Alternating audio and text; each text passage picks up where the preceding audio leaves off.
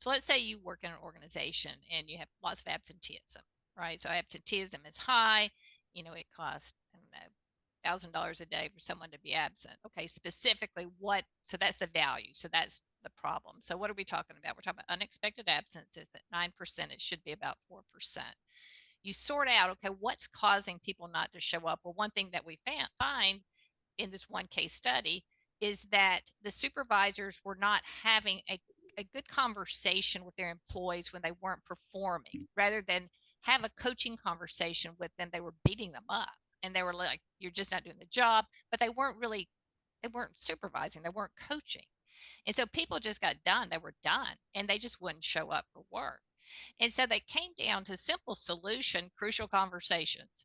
Well, what are you going to learn? Let's learn how to have a conversation with people to drive their performance in the direction they need to drive, to coach them, to see what their problem is, not only so that they perform better, but they show up for work. They don't get frustrated with us. So it started with that why. We have an absenteeism problem and it's costing us a lot of money.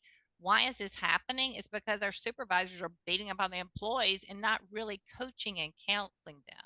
What are some solutions? And so we think through, it could be big solution, it could be simple solution. A lot of times the simplest solutions drive the biggest results if you have the right people and the right solution at the right time for the right reason.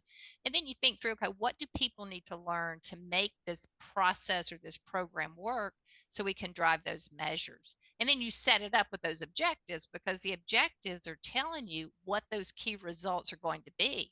They're telling you what you're going for if you have good objectives around the process or the program. And then you just collect data throughout the way. And today with technology, we have so many ways that we can collect those data.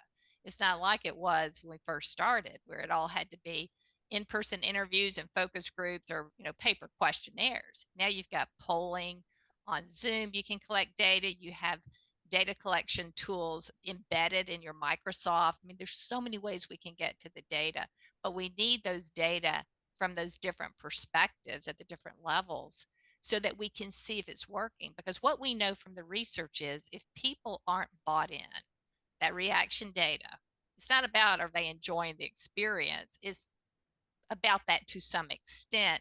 But in as much as that enjoyment in the experience is making whatever the work is relevant to them, if they're not bought into what you're asking them to do, they're not going to do it.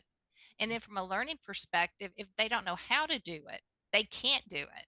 So those first two levels, reaction and learning, people have to be willing and able to do what you want them to do, because if they're not and if they can't, it's not going to happen. And if it doesn't happen, you cannot get impact and ROI.